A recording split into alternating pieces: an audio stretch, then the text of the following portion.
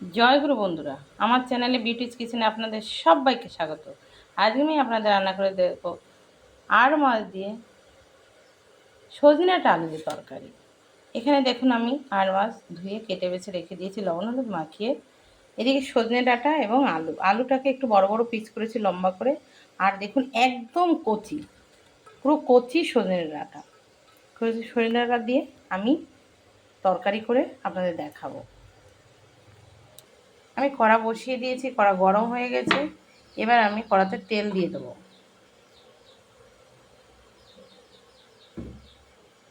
তো কড়াতে তেল দিয়েছি, দেখুন তেলটা একটু গরম হবে, আমি মাছ দিয়ে দেবো। তেল গরম হয়ে গেছে, আমি এবার দিয়ে দেবো লবণ হলুদ মাখানো মাছ। একটা একটা করে মাছ দেবো।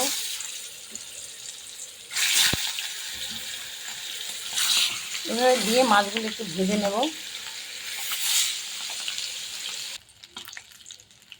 আমার মাছ ভাজা হয়ে গেছে, দেখুন আমি এবার মাছ ভাজা নামিয়ে নেব। এই কড়াতে দেখুন আমি ভাজা নামিয়ে নিয়েছি। এই কড়াতে আমি তেল দিয়েছি। এই তেলে এবার আমি একটু আলুটাকে ভেজে নেব। তেলটা গরম হয়ে গেছে, এবার আলুটা ভাজবো। আলুগুলো দিয়ে দেবো। একটু আলুটাকে ভেজে নিলে তাহলে ভালো হবে। একটু লবণ হলুদ দিয়ে দেবো, সামান্য লবণ দেব, সামান্য হলুদ দিয়ে এবার একটু নেড়ে চেড়ে একটু ভাজা ভাজা করে নেব, একটু লাল হবে।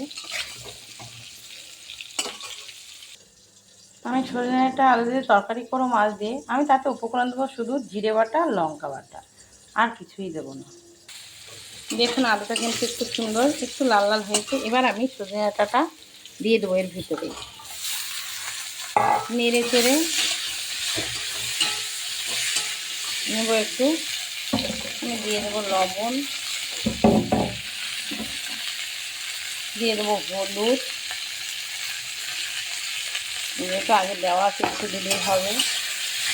নেড়ে চেড়ে আমি তারপরে জল দিয়ে দেবো। আমি ঝোল দিয়ে দিচ্ছি, জল দিয়ে দিলাম।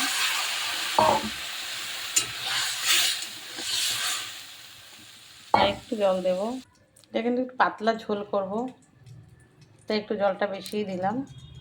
এখানে মাছ ভাজা দেখুন আমি নামিয়ে নিয়েছি।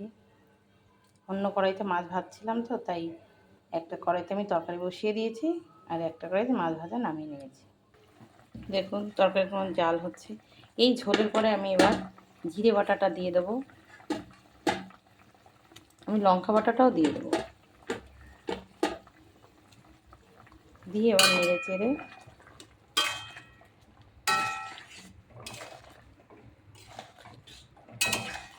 শুধু এটা জিরে লঙ্কা বাটা দিয়েই হবে, কোনো পেঁয়াজ রসুন হবে না।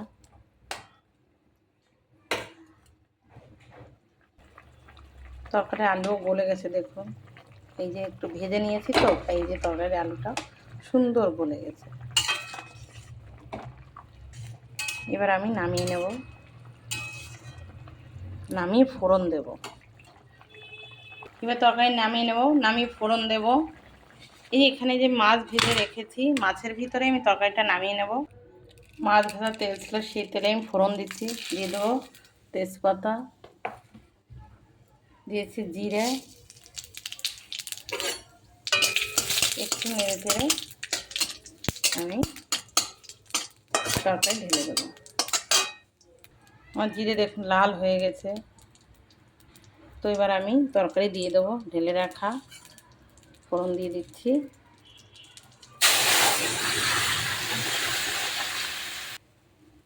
তরকারি দিয়ে নেড়ে চেড়ে, এটা কিন্তু হালকা পাতলাই ঝোল করলাম। এভাবে কিন্তু আর মাছের মাথা দিয়ে, আর মাছের মাথা দিয়ে মাছ দিয়ে, আর মাছ দিয়ে সজনে আর আলু দিয়ে তরকারি কিন্তু খেয়ে একবার দেখবেন, খেতে কিন্তু ভীষণই ভালো লাগে। আর মাছ সবসময় মশলা করে দিয়েই খাওয়া হয়, পেঁয়াজ রসুন দিয়ে। এভাবে প্লেন শুধু জিরে লঙ্কা বাটা দিয়ে আর আলু সজনে ডাঁটা দিয়ে তরকারি করে খেয়ে দেখবেন, পাতলা করে ভালো লাগে খেতে। আর মাছের মাথাও কিন্তু খুব সুন্দর লাগে খেতে। তরকারি হয়ে গেছে, এবার আমি নামিয়ে নেব।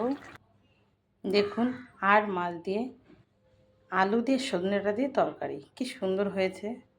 তো আমার এই রেসিপিটা যদি ভালো লেগে থাকে তাহলে please please please like share comment করতে কিন্তু ভুল করবেন না, আর সাবস্ক্রাইবটা করে দেবেন। জয় গুরু।